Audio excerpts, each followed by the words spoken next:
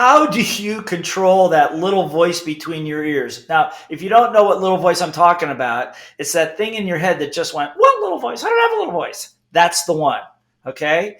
That little voice is the bearer of bad news, good news, indifferent news, inaccurate news, and it can swing your mood from ecstatic one moment to depressed in the next. I will tell you that in all my 30 years of working with business owners, entrepreneurs, individuals, people that have dreams, the number one killer of dreams is not your lack of work ethic. Because if you're listening to this, you're not lazy. You're a student. You have a student mindset, okay? But the number one killer is that little voice in your head that says things like, well, you're not good enough. You're not old enough. You're not pretty enough. You're not young enough. Whatever it is, not something enough, or just casts doubt on your dreams. Do you ever notice that some days you're feeling really good? You feel like you can conquer the world. You feel like you're as big as a house and you can do about anything. And then somebody comes up to you and says, well, that's not such a good idea. Why would you want to do that? And all of a sudden, you crash. Why? Because your little voice picks up on the negativity and it pervades in your brain. And what happens is that little voice that's in there, part of your psychology, is there to believe it or not, it thinks it's protecting you. Okay? So I wrote a whole book. Where is it? Right there. Okay, right there. Okay? It's called Little Voice Mastery, How to Win the War Between Your Ears in 30 Seconds or Less. So I'm going to give you some tools of how to master that debilitating little voice now that you know what it is. Okay? All right. Number one, know that you have a little voice. Some people go, no, I don't have a little voice. I don't have a little voice. But that's their little voice saying they don't have a little voice. Okay? So again, know that you got one, and every human being has one. And there's all kinds of evolutionary reasons why we have that negative dialogue in our brain and a lot of science behind it. I'm not going to go into that right now, but just know, number one, you have one. And this is the most important thing to remember. It's not the real you. That little voice is not the real you, okay? So first thing is to recognize I got one, and to be able to say, oh, that's my little voice talking, and to understand it's not the real you. The real you is much more expansive. It has great possibilities. It can achieve a lot of things, but the little voice is not the real you. So number one is to know that you got one, okay? That's the most part. I will tell you that 85% of most people walking around out there have no clue that they believe all that chatter that's going on in their brain. So one day they're great, one day they're terrible. They're like ping pong balls in their own head. That's why I call it the war between your ears, okay? So that's step number one, is to know that you got one, okay? The second thing about it is to understand that your results are a function of your behaviors, right? So if you want to be in better physical shape, you want to be rich, you're going to have to do certain things, have certain behaviors that'll get you there. Everybody gets that. But what affects your behaviors is something called your mindset or your attitude. Okay, your mindset or your attitude. This is where the little voice comes in. Okay, so one day you have an attitude, I can conquer anything. I'm never going to quit. I got this. But then, because of circumstances, having a bad day, maybe you didn't get enough to eat or sleep last night, not enough food today, all of a sudden you're feeling negative about everything. You decide you want to write a book, because you really want to share something with the world. And then you keep procrastinating till finally you sit down at the keyboard to write your book. And then your little voice goes, yeah, but who's going to want to read it anyway? You haven't done that much. You're not that much of a superstar. All that stuff. You see what I'm saying? So to understand that attitude, that mindset is what you need to work on. We need to work on that. Now, there's some techniques I'm going to share with you before this podcast is over.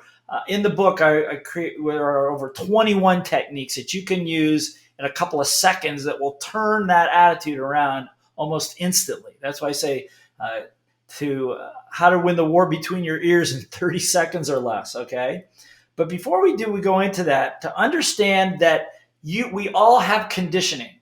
We all have conditioning. Where we grew up, our parents, people around us, our relatives, whether we grew up with wealth, whether we grew up in poverty, we grew up middle class, what country, all that stuff is part of who we are. And we can even say that We have in our DNA not only who we are in this life, but for centuries, as part of who we are. You cannot change that. You cannot change that. But by the same token, you cannot use it as an excuse either. Because now you know that when that stuff comes up, some of those thoughts in your head are not necessarily you. Could be your parents' words, could be your grandparents' words, could be the media, could be the government, could be other friends, could be old experiences. All that stuff is what fuels that little voice. Okay, so now you understand it.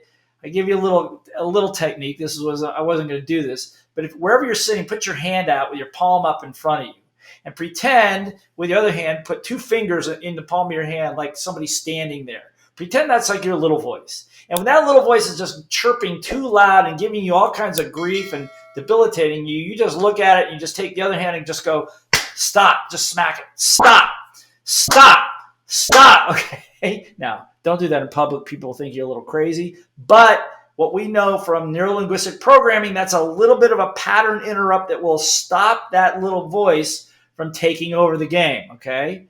Because at the bottom, because below your attitude, what causes your attitude is something we call your self-esteem, your self-concept, your self-image, who you think you are. And one of my great coaches told me that your results in life, in sports, in business, in health, will never, listen to me closely, your results will never be greater than your self-concept, than your image or your vision of yourself. Now, who controls that? Your little voice and you. So that's where the war is fought. And my coach told me, he says, you work with the greatest athletes in the world, and great physical specimens could not win. Why? Because they had a thought in their brain, well, I'm not good enough. I'm not experienced enough. Later, when I get more experience, it'll be better. And later never happens, because if you keep telling yourself later, it's always later, because that's the conditioned belief and the conditioned thought. Okay. So I'm going to give you a couple techniques to work on your self-concept and your self-image, what to do in the instant that your little voice is debilitating. Okay. Number one, there's three of them. Number one, celebrate all your wins. Celebrate all your wins. What do I mean? You get a win. Somebody comes up to you and says, my goodness, you look great today. You say, thank you. You walk away and you just go, yes. You don't need to say it out loud, but celebrate that. Feel good about it. Somebody says, you look great today. And you go, yeah, well, you're just trying to be nice to me. That's all that is. You're just trying to be nice to me. Don't do that. When that little voice says it, you say stop and say thank you and anchor it. Maybe even take a fist. Make a fist, just pull it in and say yes. Okay? One thing you'll notice if you ever watch great athletes out on a playing field, anytime they do anything positive, they'll celebrate the win. They'll high five each other. They'll fist pump. They'll do something. Why? Because they are keyed to peak performance results. That's why. And they know instinctively if they keep celebrating those wins, it builds momentum. And after a while, you don't even need to celebrate them that much, because it becomes an automatic part of you. Your brain is very elastic. And through the course of a month, maybe 2 months of doing these things, you're going to find that people approach you differently. You're going to see things differently, and opportunities are going to present themselves. Just trust me on that. Okay. All right. So celebrate all wins, all of them. Even if you reach in your pocket and there's money in there that you didn't think was in there, you pull it out, that's a win. If you're driving to work and three traffic lights turn green in a row, that's a win. Celebrate it. Feel good about it. Build the momentum, because if you don't, your negative little voice will build something else there that's not going to help you. Okay, second thing to monitor, to retrain your little voice. It's called affirmations. Affirmations. Again, a world-class athletic coach taught me this. 2-time world champion in Taekwondo, Super Bowl, World Series, all of this. He says affirmations. What's an affirmation? It's a statement you say about yourself that's personal, present tense, and positive. Something like this. I like myself. I like myself. I like myself. Okay? So when you're having fear, doubt, whatever, write down on a piece of paper, on note cards, a series of affirmations, maybe 4 or 5, maybe 10. I got 50 of them, but maybe 10. I like myself. I believe in myself. I have faith in myself. I'm a good person. I'm a talented trainer. Whatever it is, even if you don't believe it, write it down because that's who you want to be. And then when those little doubts come up, you just repeat them out loud again. I like myself. I like myself. I believe in myself. I have faith in myself. I'm a legend. I got this. I'm responsible. Whatever it is. And what you'll find is after doing that for a couple of seconds, your whole attitude changes. Remember, you can only hold one thought in your mind at a time. Okay? So if you override, it's called thought replacement. So if you replace the negative little voice with positive affirmations, and again, do them out loud because they don't have nearly the power if you just think about them. It's not even the same. It's different. There's different chemicals in your brain that fire. You want the dopamine and the serotonin and all that other stuff. You want that stuff triggering because that's what makes long-term memory work. Okay? So do it physically. All right. Next one. Next technique. Meditation. Meditation. What's meditation? Meditation is basically taking a little bit of time each day, 4 or 5 minutes, and just being quiet, closing your eyes, and getting peaceful. Quieting your mind a little bit. Quieting your mind a little bit. The last thing I'm going to tell you, okay, the last piece about monitoring your little voice is this. Be careful who you surround yourself with. Who and what is in your environment. If you've got negative people in your environment, move. Don't go there. If your family members are negative, you can still love them, but love them from a distance a little bit. Okay? The biggest fuel for the little voice are other negative people. If you have a vision for yourself and a plan for yourself and goals for yourself, and you have negative people around you, you don't have a clear vision of who you could be.